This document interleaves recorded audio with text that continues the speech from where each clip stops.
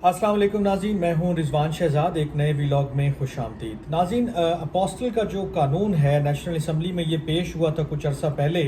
और उसके बाद ये स्टैंडिंग कमेटी को रेफ़र हो गया था और ये हुआ था 19 अप्रैल 2024 को।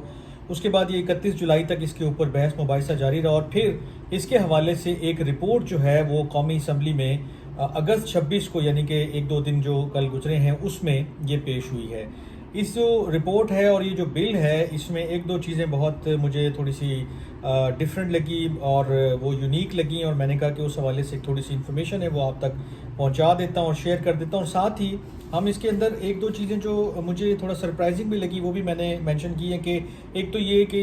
जो अपोस्टल का कानून है उस हवाले से जो रिपोर्ट है वो कौमी असम्बली में पेश हो गई है। इसके अंदर दो अहम चीज़ें हैं वो मैं आपके साथ अभी शेयर कर लेता हूँ। और दूसरी जो सबसे अहम चीज़ है कि कौन सी ऐसे, यानी कि कौन से ऐसे डॉक्यूमेंट्स होंगे, कौन सी ऐसी दस्तावेज़ात होंगी कि जो आप चाहे कुछ भी कर लें तो वो फ़ॉरेन ऑफिस अटेस्ट नहीं करके देगा। ये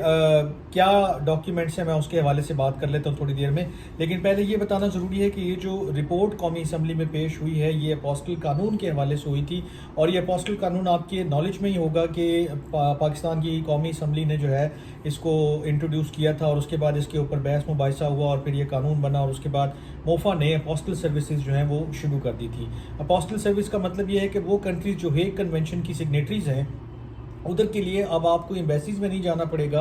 अब आपको कोई और चक्कर नहीं लगाने पड़ेंगे, आपको फ़ॉरेन ऑफिस से अपोस्टल की सर्विस जो है वो मिल जाएगी और उसके बाद आप डायरेक्टली उस कंट्री में या उन कंट्रीज़ में उस डॉक्यूमेंट को इस्तेमाल कर सकते हैं। इस बिल में जो सबसे इंटरेस्टिंग चीज़ और सबसे जो अहम चीज़ है वो मैं आपके साथ शेयर करने जा रहा हूँ, और वो मुझे पढ़ के अंदाज़ा हुआ कि ये वाकई एक अहम चीज़ है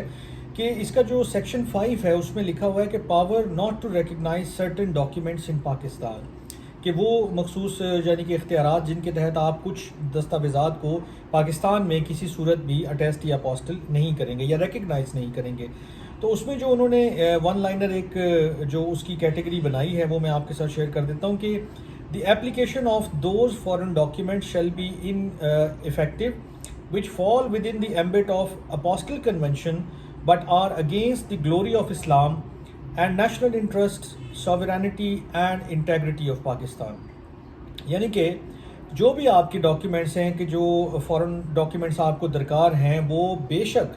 हेग कन्वेंशन यानी कि जिसको आप अपोस्टल कन्वेंशन भी कहते हैं उसके जो है वो उसके ज़ुमरे में फॉल भी करते हों, तो भी उन डॉक्यूमेंट्स की अपोस्टल या अटेस्टेशन या उसको रिकग्निशन नहीं मिलेगी अगर वो इस्लाम के किसी भी तरह से ख़िलाफ़ जाते हैं या वो कौमी मफादात के ख़िलाफ़ जाते हैं या वो पाकिस्तान की सालमियत और ख़ुद मुख्तारी के ख़िलाफ़ जाते हैं। तो कोई ऐसा डॉक्यूमेंट जो है इस कानून में ये हिस्सा बना दिया गया है कि वो अटेस्ट या अपोस्टल बिल्कुल नहीं होगा। अटेस्ट तो मैं बार बार इस्तेमाल कर रहा हूँ, लेकिन बेसिकली चूँकि ये कानून अपोस्टल से मुताल्लिक है तो इसमें अपोस्टल को ही आप कंसिडर करें कि वो किसी सूरत आपको नहीं मिल सकता। अच्छा, इसमें एक इंटरेस्टिंग चीज़ जो मैंने नोट की और वो मेरे सामने आई कि ये जो दो कॉपीज़ आप मेरे हाथ में देख रहे हैं इसमें statement of object and reasons दिया जाता है अक्सर जो है वो बिल के आखिर में कि इसका बनाने का पर्पस क्या है, इसको जो है वो पेश करने का पर्पस क्या है और इस बिल से या कानून से क्या हासिल होगा। लेकिन उससे भी जो अहम चीज़ है कि एक जो बिल है मेरे पास और ये इसकी डेट जो है वो 2023 की है, ये बिलावल भुट्टो जरदारी साहब ने पेश किया था, यानी कि उनके नाम से ये बिल मौजूद है और ये कौमी असम्बली की वेबसाइट के ऊपर भी आपको मिल जाएगा। लेकिन जो ऑर्डिनेंस के सूरत में और ये जो कमेटी से रिपोर्ट आई है, अब इसके नीचे नाम है सेनेटर इसहाक डार साहब का। ये डिप्टी प्राइम मिनिस्टर भी हैं, फॉरेन मिनिस्टर भी हैं, तो ये एक थोड़ा सा जो है वो चेंज था कि बिल वही है, वर्डिंग वही है, सारी चीज़ें वही हैं, लेकिन अब जैसे ही वो फॉरेन मिनिस्टर चेंज हुए तो अब वो बिल जो है वो इसहाक डार साहब के नाम से आगे आ गया। तो ये एक इंटरेस्टिंग चीज़ थी जो थोड़ा सा इसमें वो एम्बिग्यूटी आप कह लें कि क्रिएट करती है कि असल में बिल किसका है और किसका होना चाहिए। लेकिन जो इसका statement of objects and reasons है उसको अगर आप देखते हैं तो इसमें सिंपली वही लिखा हुआ है कि द बिल या ordinance seeks to simplify the authentication process of public documents to be used abroad by abolishing the traditional and cumbersome legalization process and replacing it with a single formality, thus significantly reducing the requirements to visit embassies, consulates for overseas Pakistanis. تو یہ اس بل کا مقصد تھا اور یہی achieve ہو رہا ہے. لیکن اس میں جو گزارشات فارن آفس کو کرنے والی ہیں وہ بالکل میں 1 منٹ میں فائنلی اس کو کنکلوڈ کر دیتا ہوں کہ ابھی اس ویڈیو کو بنانے سے پہلے بھی میری ویڈیوز کے نیچے کامنٹس آ رہے تھے کہ فارن آفس نے اناؤنس کر دیا ہے کہ گجرات میں اور جو کوئٹہ میں جو ہے وہ اپوسٹل سروسز کا آغاز کر دیا گیا ہے. لیکن جو گجرات لوگ موجود ہیں وہ یہ بتا رہے ہیں کہ جب وہ جاتے ہیں آفس میں تو ان کو کہا جاتا ہے کہ جی ابھی نہیں آغاز کیا گیا, 1 مہینے کے بعد جو ہے وہ اس کو آغاز کر دیا جائے گا. اسی طرح جو اپوسٹل کا جو ٹائم پیریڈ ہے وہ اتنا زیادہ ہے کہ جتنے لوگ کوریئر کے تھرو ٹرائی کر رہے ہیں, کوشش کر رہے ہیں کہ اپوسٹل مل جائے, ان کو 20 25 دن اور کئی جو ہے وہ لوگوں کو 1 مہینے سے بھی زیادہ کا ٹائم لگ رہا ہے. تو اس کو ریڈیوس کرنے کی بڑی سگنیفیکنٹلی ضرورت ہے, کیونکہ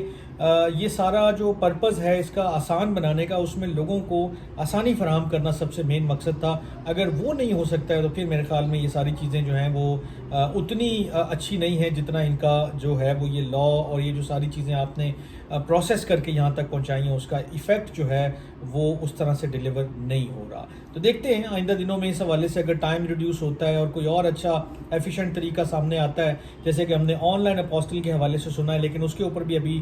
پیش رفت جو ہے وہ نہیں ہوئی ہے, بس اناؤنسمنٹ کی حد تک ہی پیش رفت ہوئی ہے. تو اس حوالے سے جو بھی چیزیں آئیں گی میں آپ کے ساتھ ضرور شیئر کرتا رہوں گا. تب تک کے لیے اپنا بہت خیال رکھیے گا. اللہ نے کے بعد.